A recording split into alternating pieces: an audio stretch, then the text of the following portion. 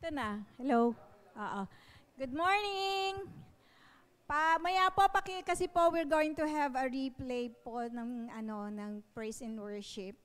So, meron po kami diyan timer na 3 minutes. So, after noon, medyo settle down na po kayo because we're going to start. Thank you.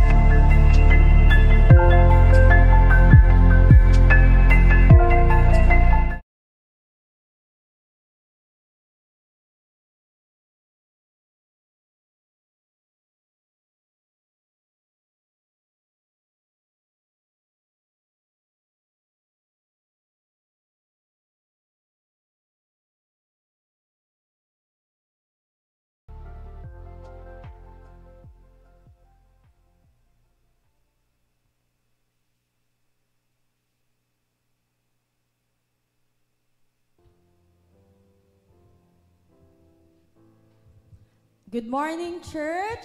Sige po, inanayan ko po ang lahat na tumayo. At sabi po sa Philippians 4 verse 4, Rejoice in the Lord always. I will say it again, rejoice! Kaya naman po kahit nasan kayo, nasa bahay or nasa church, we will fill every corner of this house, of this church, with praises to our King. Amen? Amen.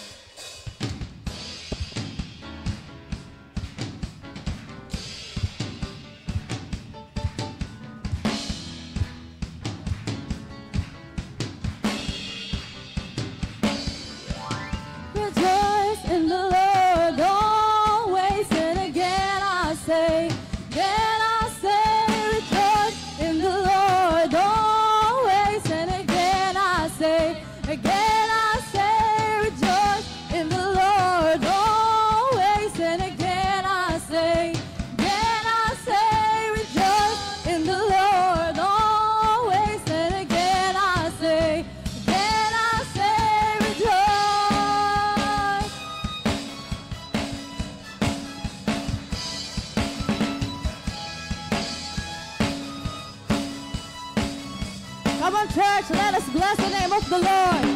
Come bless the Lord, come bless the Lord. Draw near to worship Christ the Lord and bless His name, His holy name, declaring He is good. Come bless the Lord, come bless the Lord. Draw near to worship Christ the Lord and bless His name, His holy name, declaring He is good. Oh, that men would praise Him. Oh, that men would praise Him. Rejoice in the Lord always. And again I say, rejoice in the Lord always. And again I say, rejoice.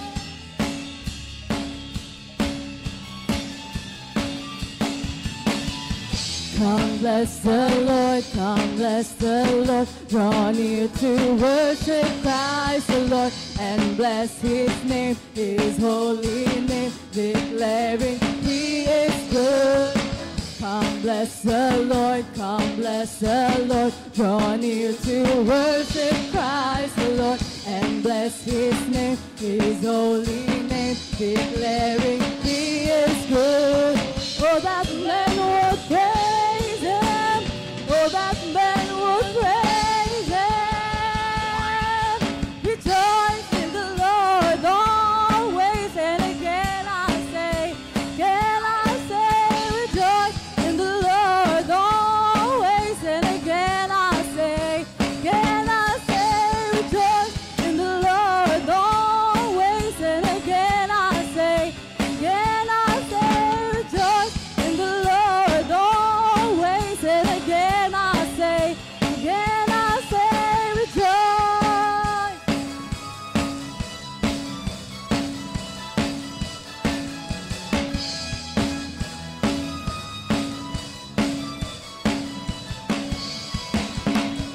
Oh, that men would praise His name to the ends of the earth. Oh, that men would praise His name to the ends of the earth. Oh, that men would praise His name to the ends of the earth. Oh, that men would praise His name. And again I say, oh, that men would praise His name to the ends of the earth. Oh, that men would praise His name to the ends of the earth. Oh, that men would praise His name to the ends of the earth. Oh, that men would praise His name. And again I say,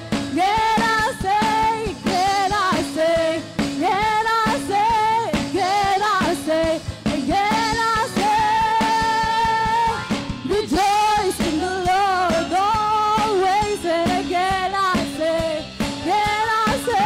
rejoice in the Lord always. And again I say, rejoice in the Lord always. And again I say, rejoice in the Lord always. And again I say, rejoice. Come on, church, let us rejoice unto the Lord. Rejoice, for you are good. Hallelujah. Rejoice.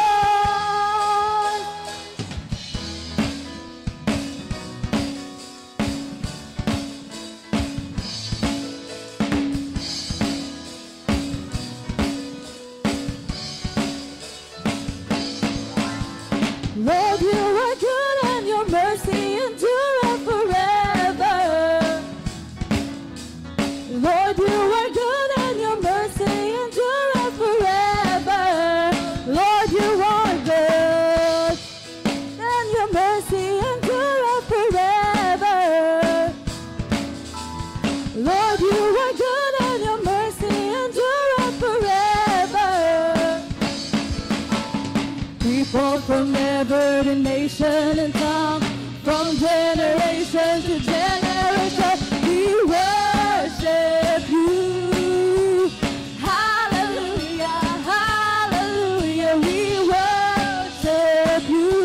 for who you are. We worship you. Hallelujah, hallelujah. We worship you for who you are. You are good.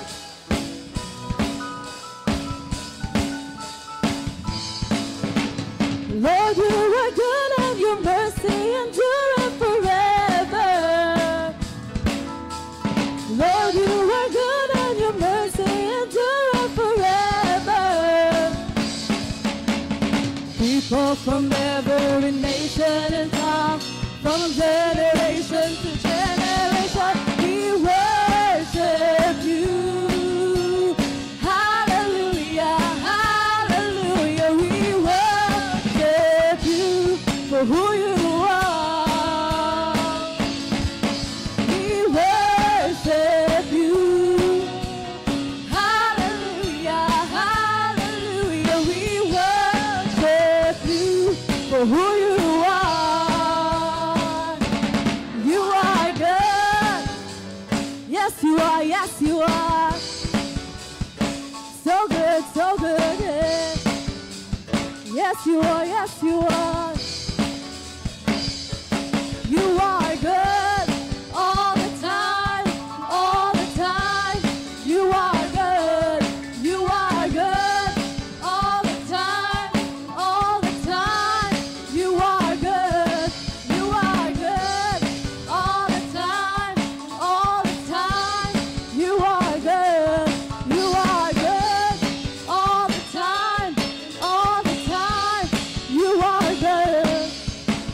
Lord, you are good and your mercy endureth forever.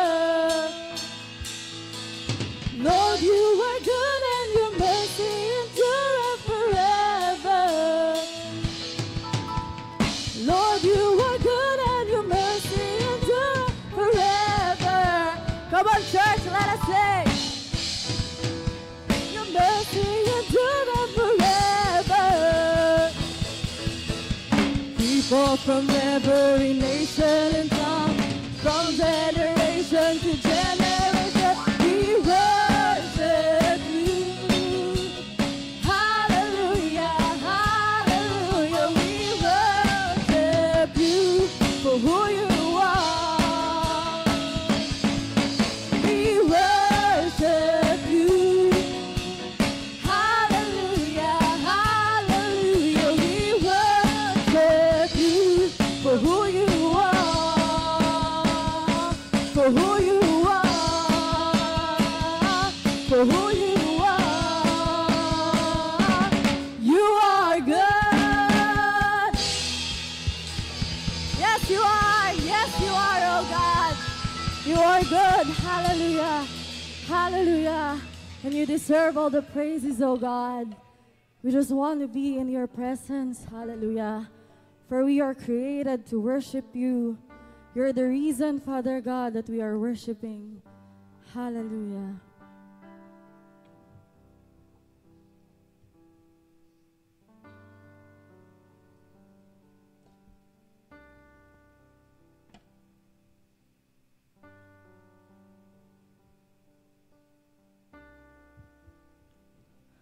When I look into your holiness, when I gaze into your loveliness, when all things that surround become shadows and light of you.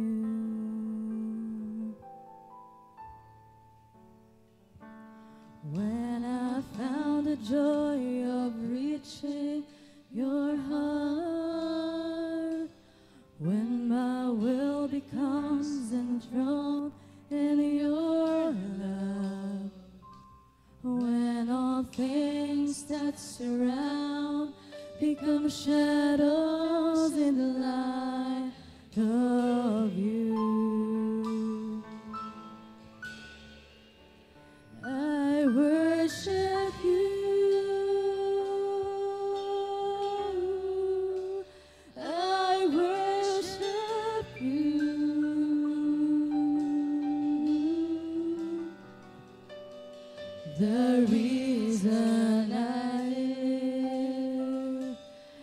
is to worship you.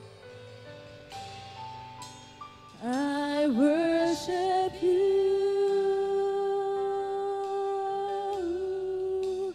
I worship you.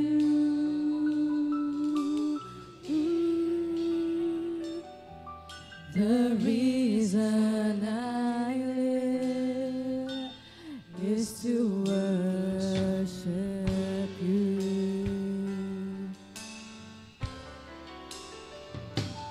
When I look into your holiness, when I gaze into your loveliness, when all things that surround become shadows in the light of you.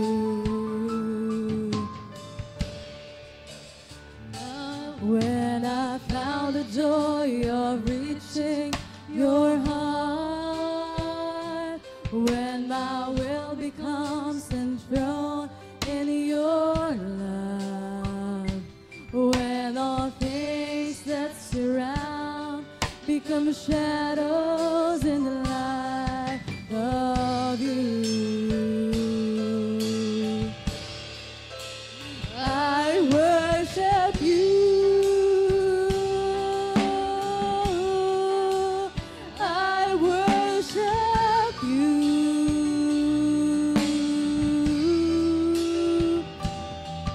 The reason I live is to worship you, only you.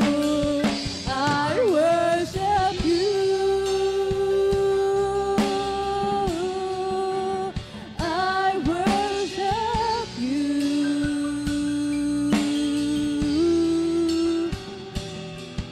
The reason I live is to worship you, only you. I worship you. I worship you, Jesus.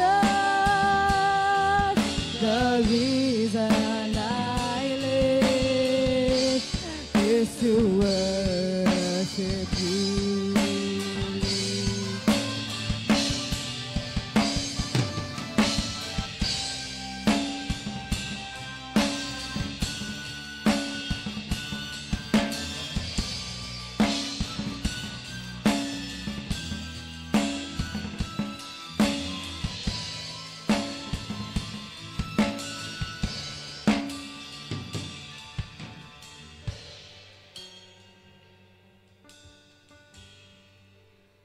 I worship you.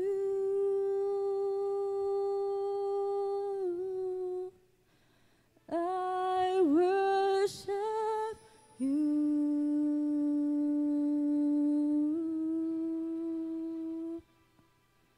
The reason I live is to worship you, only you. I worship you.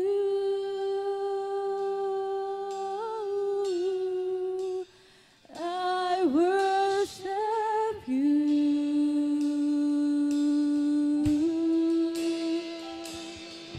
The reason I live is to worship you, only you.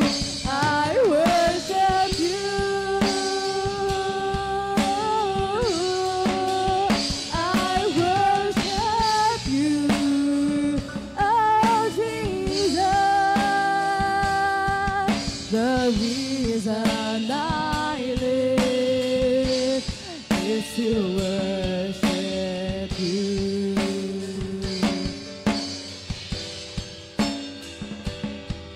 The reason I live is to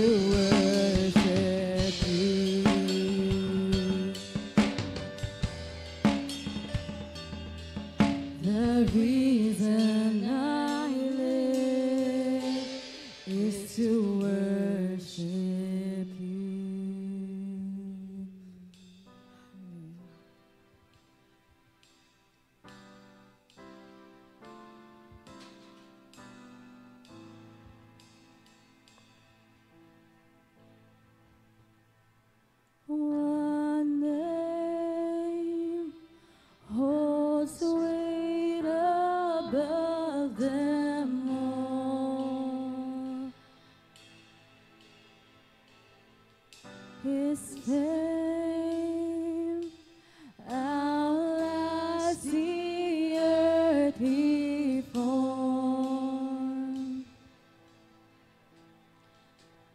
His praise resounds beyond the stars and echoes in our hearts, the greatest one of all.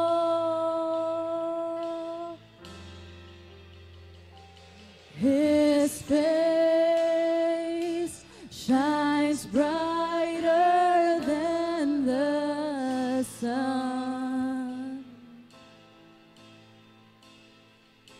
His grace as boundless as His love. He reigns with healing in His wings, the King above all kings, the greatest one of all. Lift up our eyes, see the King has come, light of the world reaching out for us. There is no other name, there is no other name, Jesus Christ our God. Oh, seated on high, the undefeated one. Mountains bow down as we lift Him up. There is no other name, there is no other name, Jesus Christ our God. Oh, find hope when all the world seems lost. Behold the triumph of the cross. His power has trampled death and grave. Our life found in His name, the greatest name of all. Lift up our eyes, see the King has come.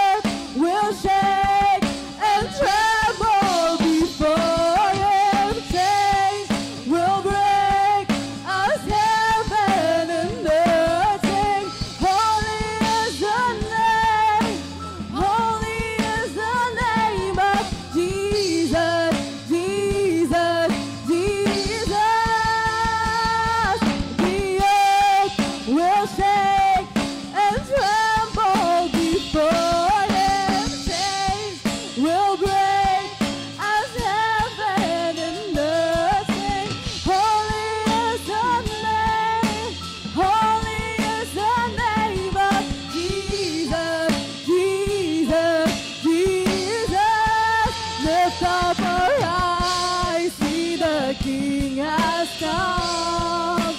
Light of the world, reaching out for us. There is no other name, there is no other name. Jesus Christ our God, oh,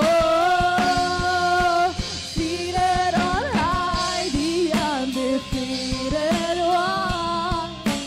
Mountains bow down as we lift him up. There is no other name, there is no other name, there is no other name, there is no other name, there is no other name, there is no other name, there is no other name, there is no other name, Jesus. Hallelujah, hallelujah, Jesus, Jesus, there's no name like you, Jesus, Jesus, Jesus. Hallelujah, hallelujah, hallelujah. Truly, oh God, your name is above all names. There is no name like the name of Jesus, for there is power in your name. There is healing in your name, and only your name can break all chains, can move mountains, and can shake the whole earth. Hallelujah. Only your name can transform lives. Hallelujah. Let's sing to the name of Jesus. Jesus, Jesus. Hallelujah. Hallelujah. Hallelujah. Muli, Panginoon, tanggapin mo ang lahat ng papuri at pasasalamat. In the name of Jesus we pray. Amen.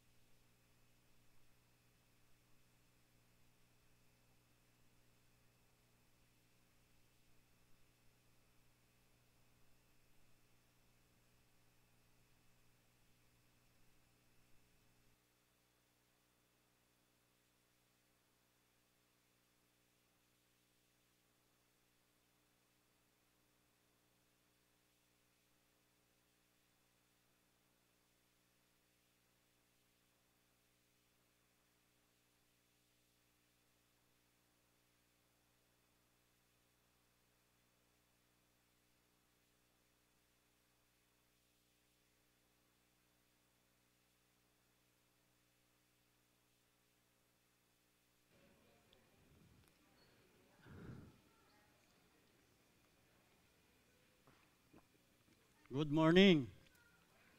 Praise the Lord.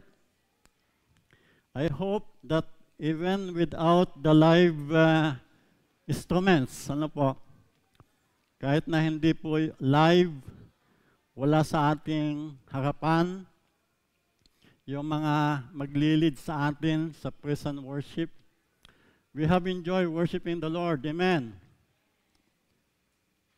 Na-enjoy ba natin nagpuri sa Panginoon? Parang hindi natin na-enjoy Na-enjoy ba natin magpuri sa Panginoon? Praise the Lord.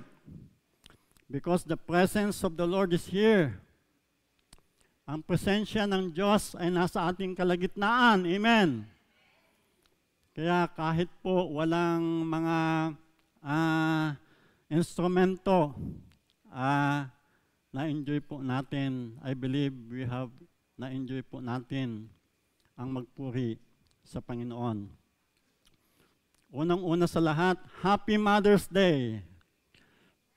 Praise the Lord. Ang sarap, ang ganda ng ngiti ng mga nanay. Hindi lamang sa araw na ito. Palagi namang maganda yung ngiti ng mga nanay po natin. But especially today, because we are celebrating Mother's Day, kaya bati na ba natin yung mga nanay natin? Praise the Lord. So, kumusta po kayong lahat? I hope and pray na lahat po tayo kasama ng ating pamilya ay nasa mabuting kalagayan. Ano po? At may malusog na pangangatawan. Ngunit ang pinaka-importante sa lahat ay patuloy at masayang naglilingkod sa Panginoon. Amen. Yun po yung pinaka-importante. Masaya tayong naglilingkod, patuloy tayong naglilingkod sa Panginoon. So nagagalak akong makita na dahil po sa habag, grasya, pag-ibig at kapangyarihan po ng Panginoon, we live, we move, and have our being. Amen. Praise the Lord. Dapat lang po na huwag po tayong manghinawang purihin ng Panginoon dahil sa Kanya nagmumula ang ating kalakasan. At siya mismo ang ating kalakasan. Amen. Can we give another clap offering to the Lord?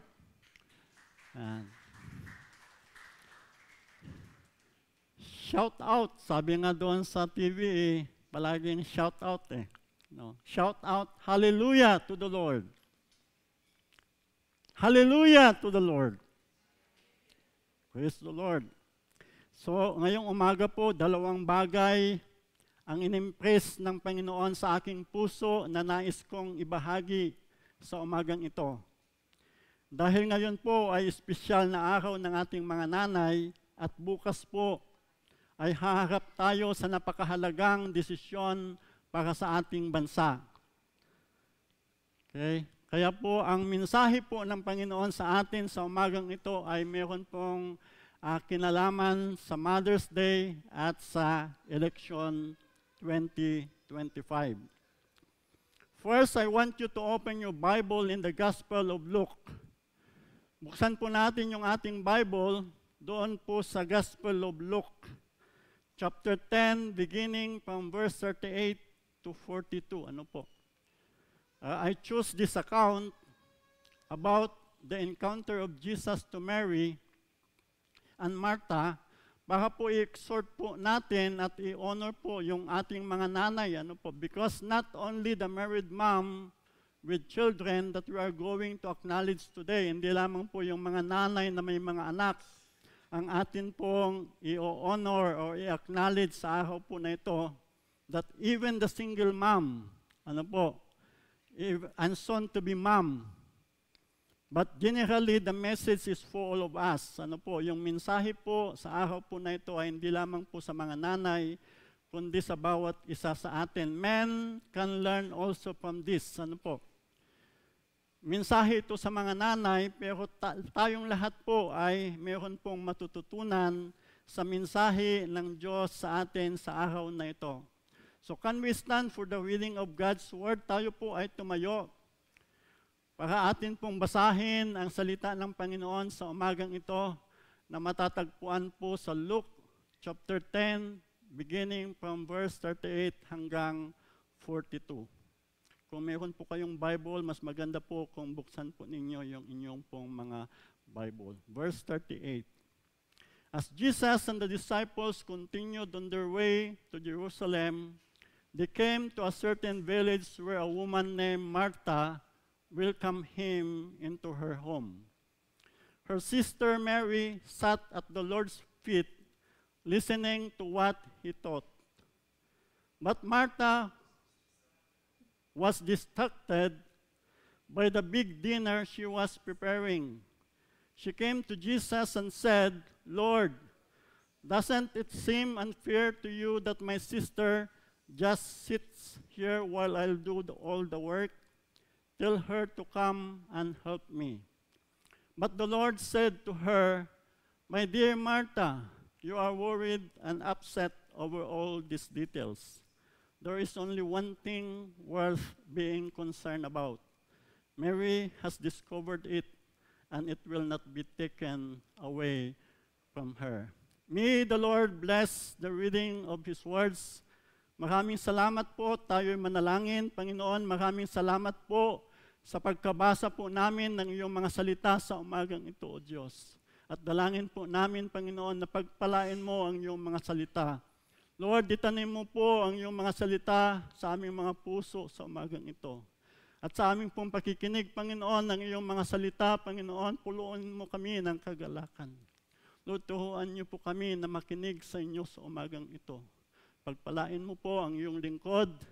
Kayo po, Panginoon, ang makita sa kanyang buhay. Even as he opened his mouth to speak forth your counsel this morning. Lord, bless the preaching of your words, Lord. Bless your people, O Lord God, as we hear your word this morning. Father, we bless you and we honor you. In Jesus' mighty name we pray.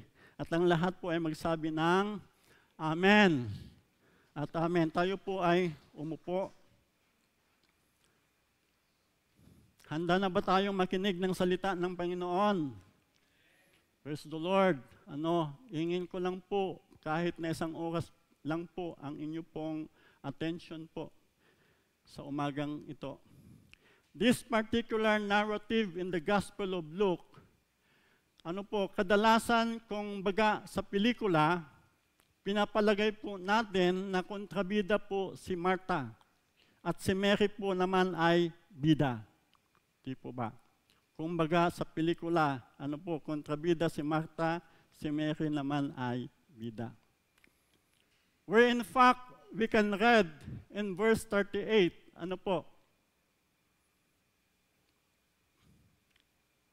Sa verse 38, sabi po niya, as Jesus and the disciples continued on their way to Jerusalem, they came to a certain village where a woman named Martha welcomed him into her home. And not only that, it was Martha who showed concern to the needs of Jesus by preparing dinner for him, and his entourage. Kasi nakita po natin doon na sabi po niya, she is preparing a big dinner. So ibig pong sabihin, ay kasama ng ating Panginoong Jesucristo ang kanya pong mga disipulo.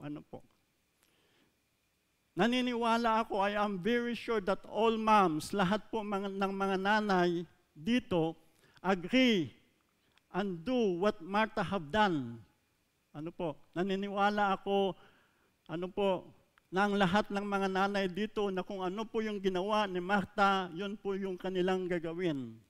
Knowing the mothers, kilala po natin yung mga mothers po natin, almost automatic po yan para sa kanila na kapag may mga bisita sa loob ng tahanan, sila po yung talagang kumikilos sa pag-aasikaso ng mga bisita. Amen.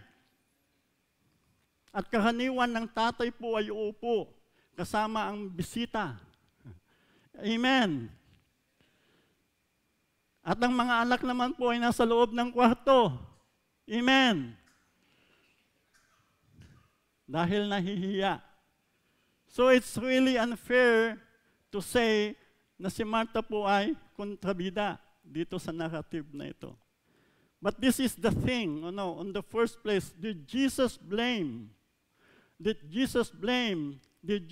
call the attention of Martha and told her that what she is doing is not right?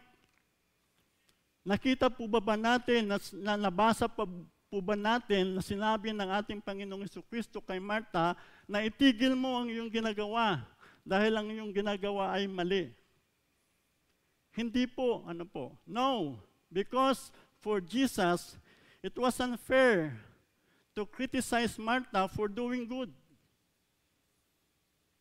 Alam po natin na yung ginagawa po ni Martha ay mabuti. If only Martha did not complain, Jesus had not compared her to Mary and commended Mary's choice to sit and listen.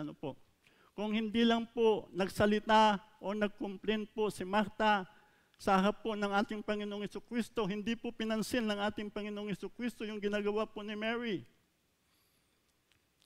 Let us say what Jesus said to Martha in verse 40. Sabi po niya doon sa verse 40, but Martha was distracted by the big dinner she was preparing. Yan po. At ang sinabi po ng ating Panginoong Jesucristo kay Martha, ganito lang yung sinabi po niya sa kanya My dear Martha, you are worried and upset over all these details, sabi po niya. So Jesus did not objected to Martha's choice to do the household chores. Ano po? Hindi po niya inobject po yung ginawa po ni Martha for allowing herself to be distracted by the big dinner she was preparing. So dito sa verse 40, makikita po natin the root of the problem of Martha. She was distracted. Sabi po niya dyan sa verse 40, but Martha was distracted by the big dinner she was preparing. So yan yung kanyang complaint sa verse 40. She came to Jesus and said, Lord, doesn't it seem unfair to you that my sister just sits here while I'll do all the work? Tell her to come and help me. Sabi po ni Martha, So nag-complain po si Martha. So yan po yung root ng problema po ni Martha. Ang problema hindi po yung pag-prepare po niya ng dinner, Hindi po yun ang problema. Ang problema po ni Martha ay yung kanya pong pag-complain doon po sa harap ng ating Panginoong Hesukristo. The word distracted, kung titignan po natin yung word na distracted, in the King James Version, the original translation of the Bible po, the word used is cumbered, which means to be over-occupied with cares. Yung cares po talks about things of this world, earthly treasures, earthly recognition. And the result of her being over-occupied with cares was complaining. Nakita po natin yung resulta po ng pagiging over-occupied niya with the things of this world was complaining. And murmuring. In Philippians chapter 2 verse 14, makikita po natin. Yan. Gusto ko doon ikwento. When we are over-occupied with cares, it will lead to complaining. Even murmuring and disputing. At tignan po natin ang katuruan po ni Apostol Pablo pagdating po sa dispute, sa complaining, at saka sa murmuring. Sabi po niya sa Philippians chapter 2 verse 14, do all things without murmurings and disputing. And in 1 Corinthians chapter 10 verse 10, Apostle Paul reminded us, he warned us. The reason why some of the Israelites were destroyed and perished in the wilderness was because of their complaining. 1 Corinthians chapter 10, verse 10. Ang sabi po niya dyan, and do not complain, as some of them did and were killed by the destroying angels. Mamshis, mamshis. Yung tawag ng Gen Z sa mga nanay po natin ngayon. We know, alam po namin that at some point, most often po, sa mga nanay po, you sacrifice your spirituality. Sometimes po, or most often po, you sacrifice your spirituality to look after the physical needs of your family. Nalalaan po namin yun. Nakikita po namin yung inyong sakripisyo, that even your spirituality, you sacrifice it just to meet the needs of your family and even in the church.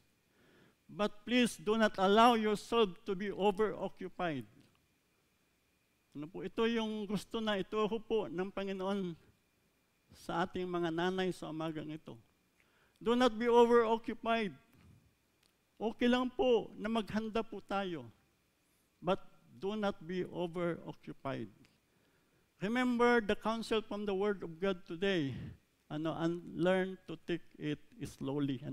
Kapag meron po kayong mga bisita sa inyong mga bahay, isipin po natin yung mensahe ng Panginoon sa umagang ito. Learn to take it slowly. Siguro marahil dahil pa kay Martha, special na panahuin ang Panginoong Hesus. special na panauhin ang Panginoong Hesus sa kanya. At gusto po niya itong mapaglingkuran. Hindi mali, hindi masama ang ginawa ni Martha. But her complaining made the difference. Pero yung kanyang pong pag-complain, yun po yung diferensya, po. So this lesson also reminds us an important truth that we already knew. Alam na natin po yung katotohanan na ito, that anything in this world will pass away and will remember no more. But the things that we can learn at the feet of Jesus, the things that we can learn at the feet of our Lord and Master, Jesus Christ, sa pamamagitan po ng kanyang mga salita, it will not be taken away from us. Therefore, love to sit down at His feet by reading, meditating His words day and night. It will make us prosperous in all we do. It will give us the power to defeat complaining, murmuring, and disputing before it consumes us. It is unfair to think that Martha did not do right. It's unfair for us na isipin po na hindi po ginawa ni Martha, yung ginawa po ni Martha ay mali. She did what she thought best, to serve her master. Only Mary did the best. Mas mainam lang po yung ginawa ni Mary. Kasi most often, kagaya po na nabanggit ko kanina, ang tingin po ng marami kay Martha ay kontrabida at binibigyan po natin ng maling kahulugan yung ginawa ni Martha. And sometimes we compare the two of them, na masama si Martha at mabuti po si Mary. Ang ating Panginoong Jesucristo was never unfair to Martha. Hindi po kailanman naging unfair po ang ating Panginoong Jesucristo kay Martha. I believe that Jesus will also acknowledge and reward the effort of Martha when she comes to Him face to face. Alam ko, naniniwala ako na kapag dumating po sa panahon that Martha will meet Jesus face to face, yung ginawa po ni Martha na paglilingkod sa Kanya, Jesus will reward her at the proper time. Maganda ba ang ginawa ni Martha? Yes. He served her Lord and Master with dedication. Amen po. He served her Lord and Master with dedication po. Ang mga nanay po ng CGPMI are like Martha. Hello? Tignan naman natin yung mga nanay ng mga CGPMI. Ang mga nanay po ng CGPMI are like Martha. Ang pagiging masipag, pagiging maalaga, pagiging malalahanin, sila ay mga tunay na nangangalaga po ng pangangailangan natin lahat dito sa iglesia. Kapag mayroon tayong pagtitipon o kainan, sino po yung nagluluto? Di po yung mga nanay. Mga nanay at kababahian, sino ang mas maraming nasa kusina na iiwan para magligpit pagkatapos ng kainan? Hindi po mga nanay at mga kababaihan. Dala-dala po nila ang mga katangihan na dapat po nating hangaan, tularan at ipagpasalamat sa Diyos. Kagaya po ni Martha. Kaya 5 bagsak naman na palakpak yan para sa mga nanay ng CGPMI. How about Mary? Kay Mary naman tayo. Sa unang tingin din, ay masasabi po natin na responsable at walang pakialam sa kanyang kapaligiran si Mary. Ano po? Sa unang tingin. Dahil sa palagay po natin, tamad si Mary. Dahil wala siyang ginawa kundi umupo sa harap ng ating Panginoong Hesus. But as Jesus said, sabi po ng ating Panginoong Jesucristo, Mary discovered something that is worth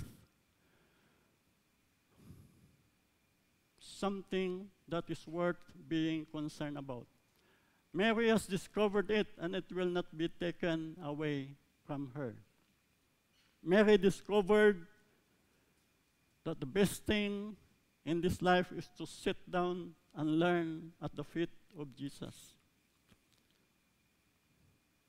Palagay ko, ang banal na Espiritu po ang kumilos sa buhay po ni Mary. We are so thankful that the church believes and upholds that women also can be used by the Lord in the pulpit. Ang iglesyang ito ay naniniwala po ng ating mga kakababaihan po ay ginagamit ng Panginoon dito po sa pulpito. Dahil alam po natin na may mga iglesia na ayaw po nilang payagan ang mga kababaihan na tumayo sa pulpito. Marami tayong mga nanay at kababaihan na tunay na ginagamit ng Diyos to speak forth the counsel of God.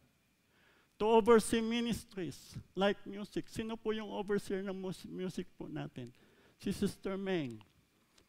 Sa M5 Special Ministry po natin, si Sister Grace. Sa admin, si Sister Shirley. Sa finance, si Sister Faye. Lahat po, mga babae yan. Sa prison ministry, nandyan si Ate Jo. Sa mga misyon, nandyan si Ate Jenny. Bible study leaders, nandyan si Ate Connie. Nandyan si Shasha. Lahat ng mga yan po kababaihan. Sino ang nagtuturo at gumagabay sa mga bata? Para paglaki po nila, sila ang susunod na leaders ng iglesia. Mga nanay at mga kababaihan. Nandyan si Arlene, nandyan si Ate Ann. And more to commit. Amen. So on behalf of the BOE, we thank you and we bless you, mothers. Pasensya na po kayo, nagiging emotional po ako.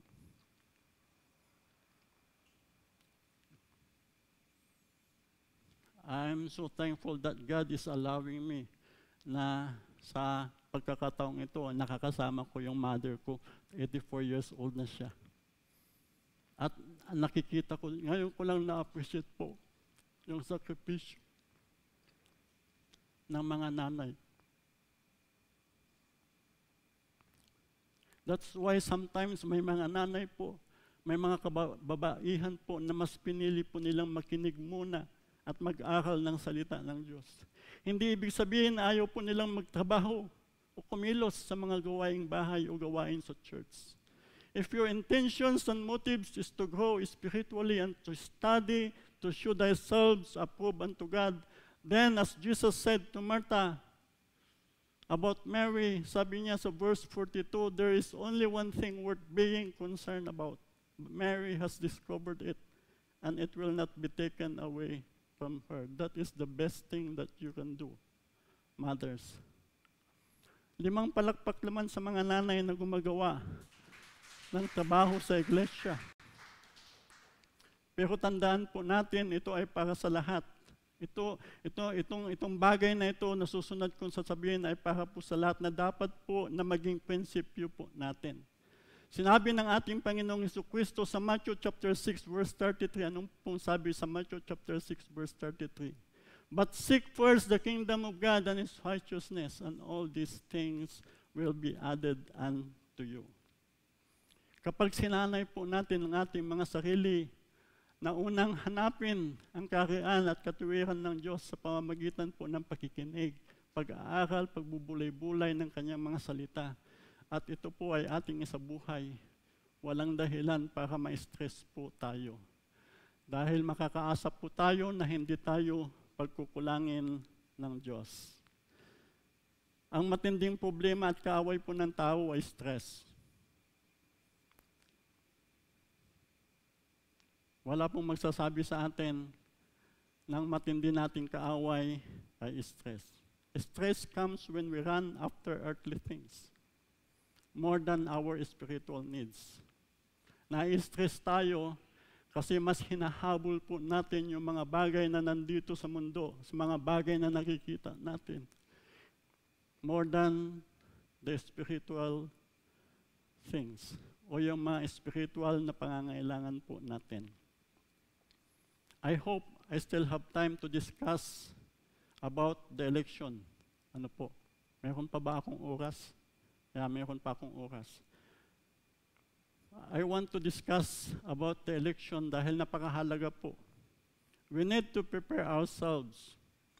There are preparation that we need as believers para po sa election po bukas. Napakahalaga po na pag-usapan natin ito dahil ayaw at gusto natin po the result of the election will affect us. Amen po. Yung resulta po ng election bukas, it will affect us for another 3 years and even more.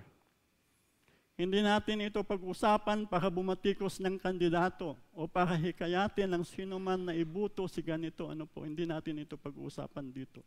Pag-usapan po natin ito na ayon sa salita ng Diyos.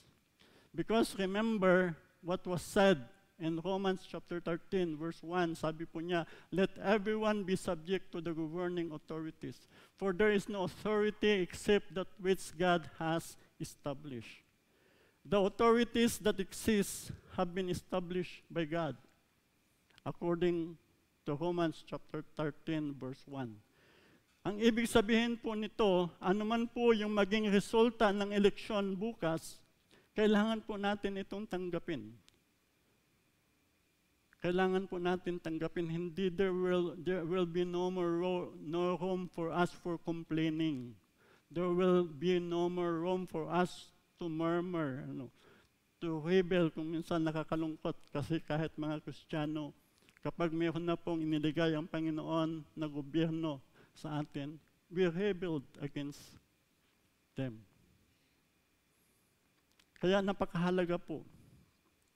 Because the authority over us does not come, ang resulta ng eleksyon ay kailangan po natin tanggapin at pasakop sa mga mananalo, sino man sila. Because according to the scripture, the authority over us does not come from the COMELEC, but from God. Tandaan po natin yan. Ano po? Sino man po yung mahalal, yung authority po nila hindi po nagmumula sa COMELEC po. Ito po ay nagmumula sa Panginoon na pinaglilingkuran po natin. We know and we believe the scripture is filled with God's promises to bless His people. Alam na alam po natin iyan na ang nais po ng Panginoon ay pagpalain po niya ang kanyang mga anak and also the nation whose God is the Lord. So yung bula po ay nasa atin, yung bula po ay nasa atin kung paano po mag-intervene ang Diyos sa resulta ng election bukas. Nasa sa atin na po. Kung nais po natin na mag-intervene po ang Panginoon sa resulta po ng election po bukas. If you do, then we'll do what His Word says we do. The Scripture, ang salita ng Panginoon po ay binibigyan po tayo ng mga halimbawa ng nakaraan na dapat po natin gawin upang kumilos ang Diyos at matupad yung ipinangako niya sa atin. Ano po? Kaya sa umagang ito po ay hindi po aksidente o nagkataon lang na bago po ang election day ay araw ng linggo kung saan tayo ay meron pong pagtitipon-tipon. May mahalagang mensahe po ang Panginoon sa atin kung bakit ngayon ay linggo at bukas ay election day. Sa araw po na ito ay nakakatipon-tipon po tayo.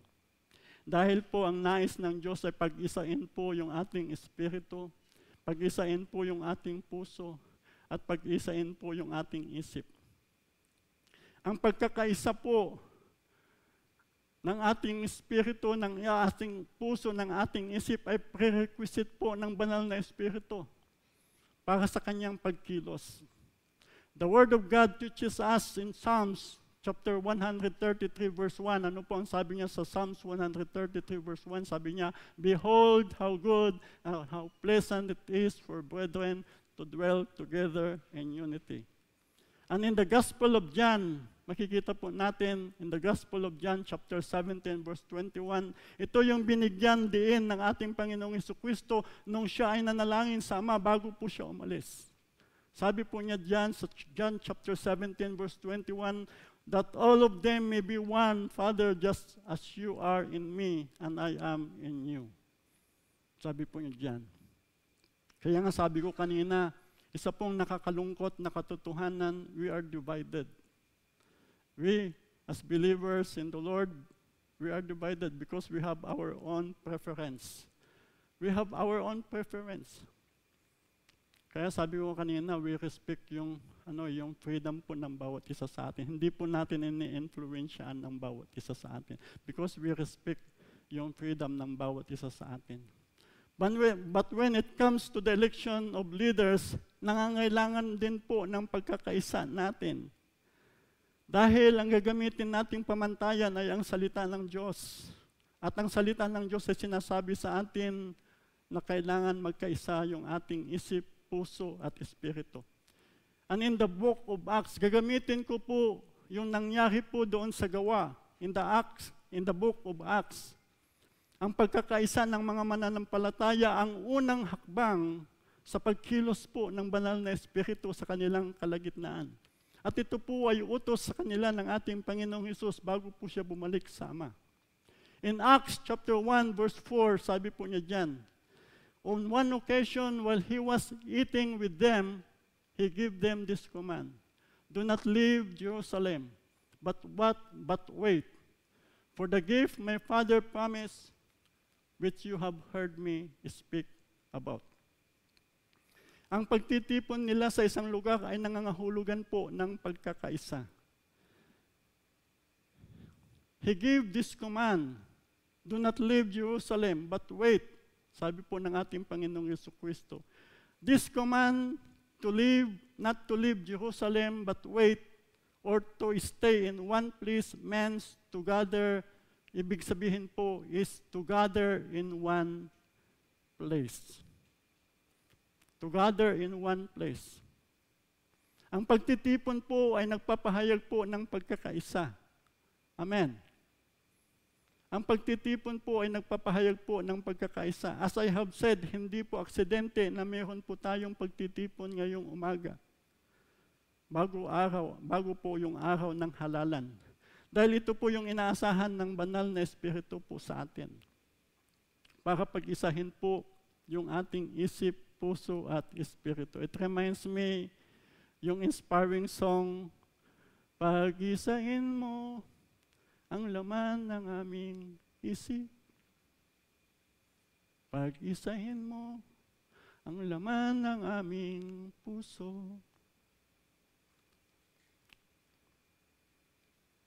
As of now po, magkakaiba-iba man yung ating kandidato. Because we vote according to our conscience. Ano po? We vote according to our conscience. And we believe in one's freedom. We do not interfere in one's choice nor try to influence anyone to vote for a certain candidate. But we believe in the power of the Holy Spirit. Amen. Amen. But we believe in the power of the Holy Spirit to intervene when He sees that our hearts' only desire is to elect leaders who will lead the nations well. Kapag nakita po ng Diyos yung desire po ng bawat isa sa atin na nagkakaisa po na tayo, na yung leaders na nais po natin ay yung leader po na tunay na maglilingkod po sa atin, the Holy Spirit will intervene.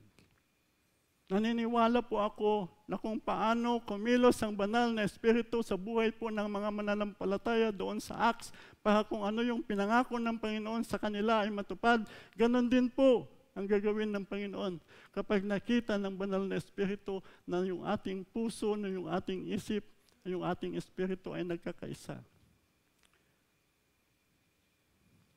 Few months before the election, we have already prayed and spent hours to pray for the election. Ano po? 6 months yata, inumpisahan na po natin na ipanalangin po yung ating election.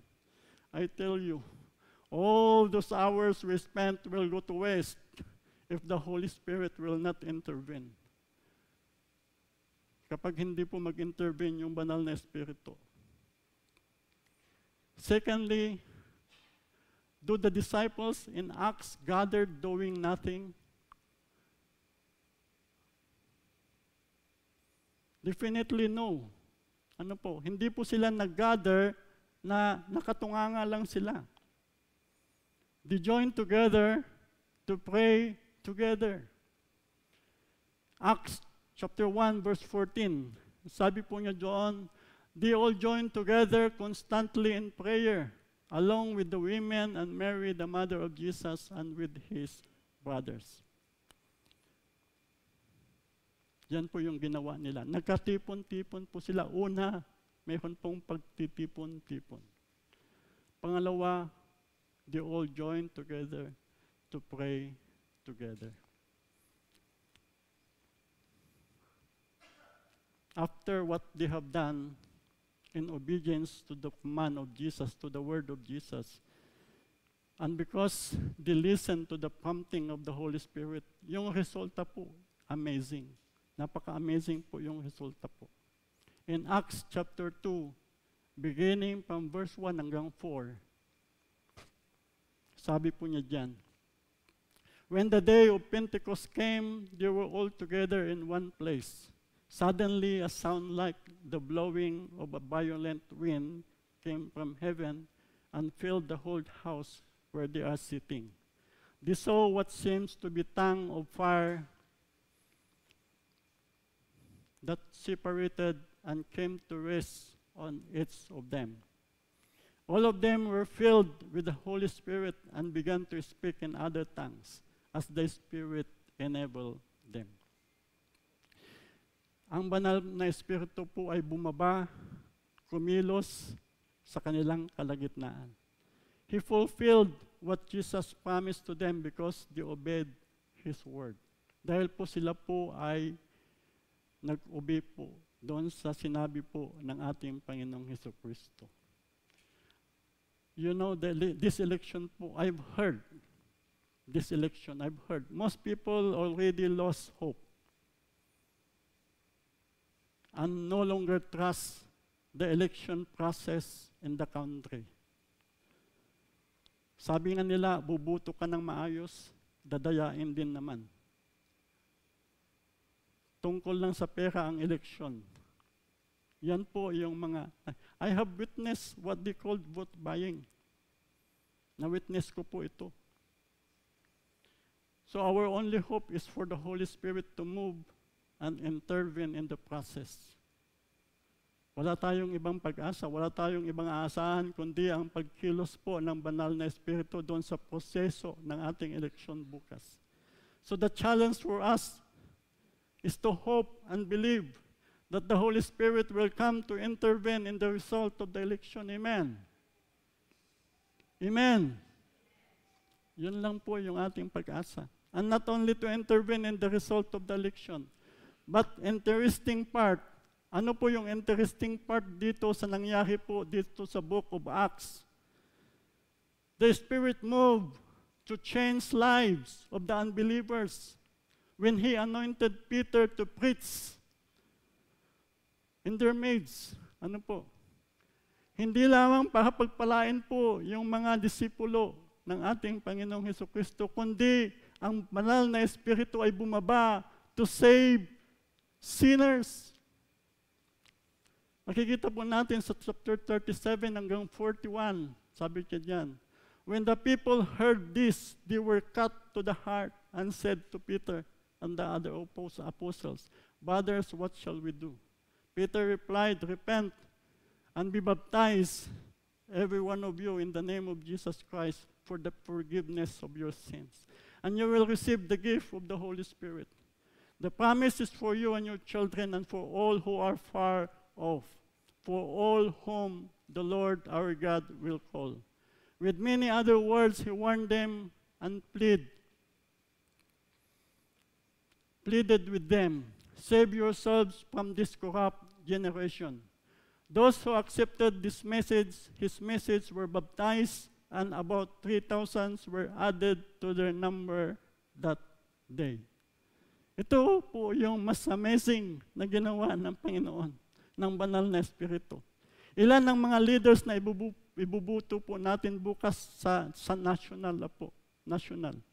Siguro hindi naman naaabot sa 3,000 ano po.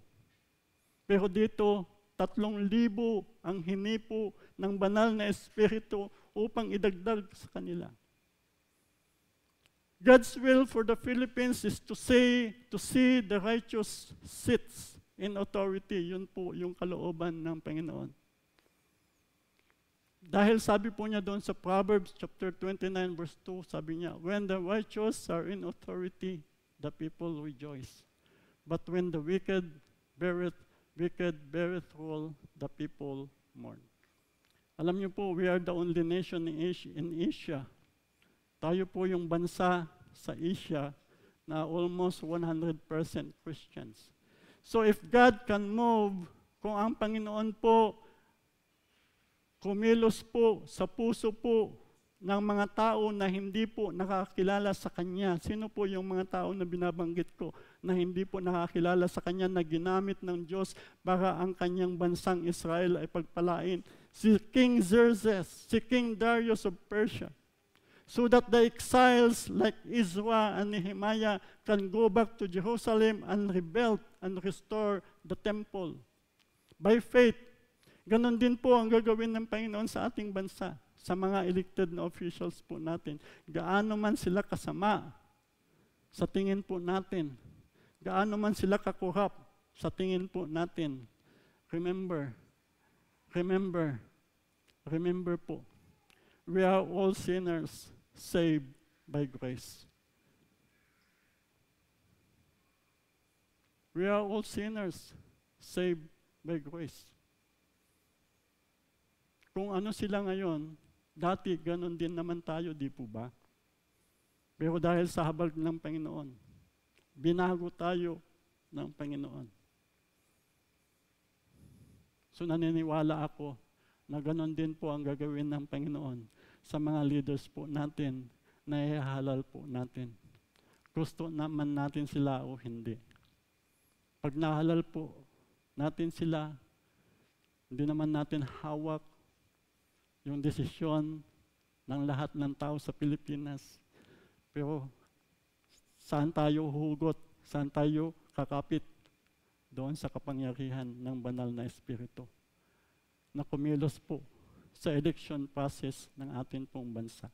Amen po.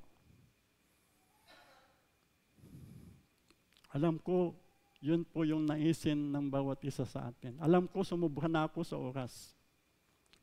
But in obedience to the Word of God and to the prompting of the Holy Spirit, bago po tayo mag-end sa umagang ito, pwede ba nating ipanalangin yung ating bansa? Can we all bow down?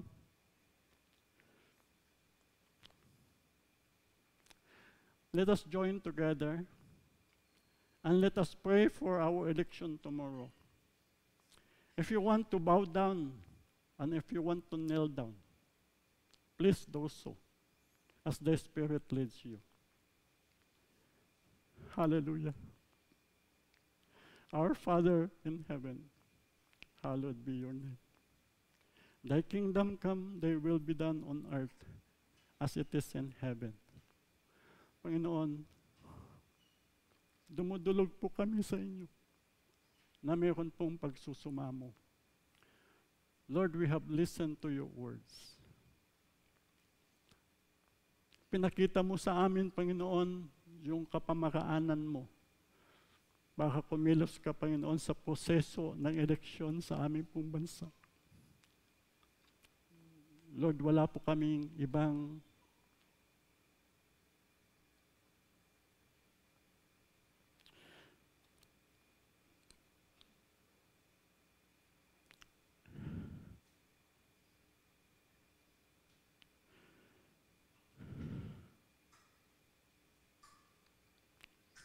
Panginoon, naririnig mo po, Panginoon, ang pagsasamo ng iyong mga anak sa umagang ito, Diyos. Nagkakaisa, Panginoon, ang aming mga puso, ang aming mga isip, ang aming mga espiritu, Panginoon. Nagawin mo, Panginoon, o Diyos, kung ano po yung ginawa mo po, Panginoon, sa Acts, Lord. Yun po yung naisin po namin na makita, Panginoon, sa aming pong kalagitnaan, sa aming pong bansa. Panginoon, pagpalain mo po, Panginoon, ang election process, Panginoon, sa aming pong bansa. Lord, we lift up to you, Comelec, Panginoon, na siya pong mangangalaga sa election bukas.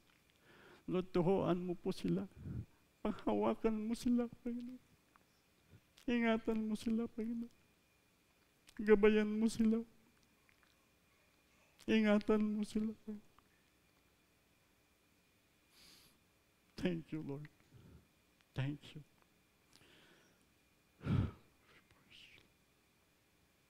We praise you. We magnify you, Lord. We honor you. And we exalt you. Thank you.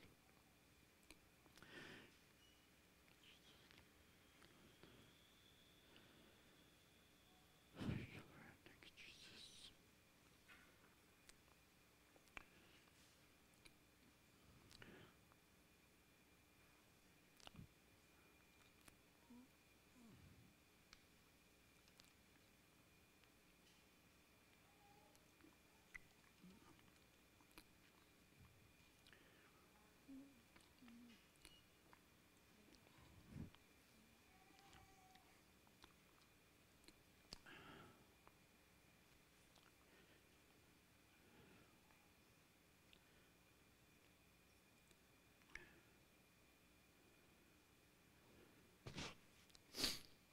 Sige po, pagkatapos na po tayong nanalangin,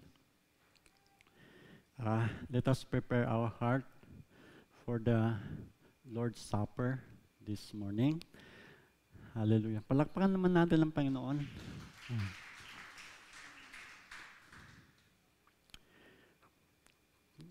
Ngayon po, we will be celebrating the Lord's Supper. At inihikayat ko po na makibahagi po ang lahat. Tayo po ay napakahalaga po na gawain po ng iglesia, ang breaking of the bread. Kaya po hinihikayat ko po na makibahagi po tayo. Ngunit nais ko lang ipaalala po na dapat po sa buhay po natin bilang mga Kristiyano, buong puso at isip po tayong nananampalataya doon po sa ginawa ng ating Panginoong Hesukristo doon sa cross ng Kalbaryo. At higit sa lahat, napakahalaga po na isinuko na po natin yung ating buhay sa Diyos sa pamamagitan po ng ating Panginoong Hesukristo. Bilang ating Panginoon at tagapagligtas. So yan po yung kapag ginawa nyo po iyon, hinihikayat ko po kayo na makibahagi sa ating breaking of the bread. So reading from the book of 1 Corinthians chapter 11, beginning from verse 23, tayo po ay lahat tumayo.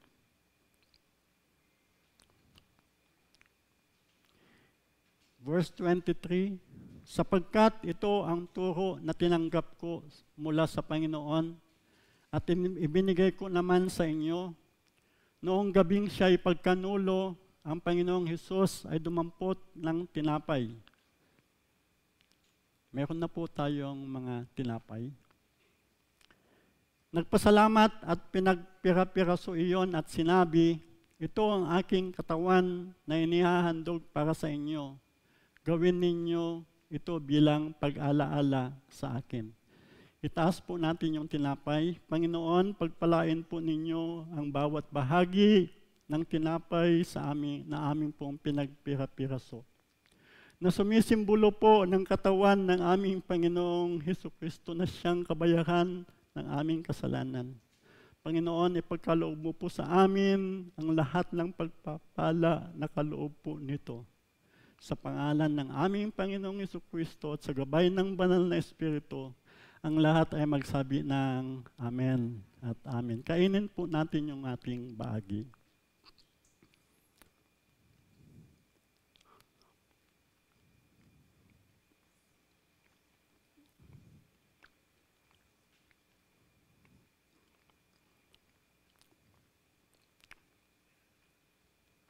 Verse 25, matapos maghapunan, dumampot din siya ng kupa at sinabi, Ang kupang ito ang bagong tipan na pinagtitibay ng aking dugo. Tuwing ininumin ninyo, ito gawin ninyo bilang pag-ala-ala sa akin. Itaas po natin yung ating kupa. Panginoon, salamat po because there was a shedding of blood at the cross of Calvary. Because of the shedding of blood, the remission of sin become possible. And we are now assured of eternal life in your presence. Maraming salamat po, Panginoon. Pagpalain po ninyo ang aming mga hawak na kupa na sumisimbolo ng dugo ng aming Panginoong Hesukristo. At sino man, Panginoon, sa amin may karamdaman, Panginoon, sa umagang ito, maging po sa mga mahal po namin sa buhay. Panginoon, ipagkaloob mo po ang kagalingan sa amin. Because by your stripes, we are healed. Sa pangalan ng aming Panginoong Hesus, ito po ang aming samo at dalangin at ang lahat po ay magsabi ng Amen. Tayo po ay uminom.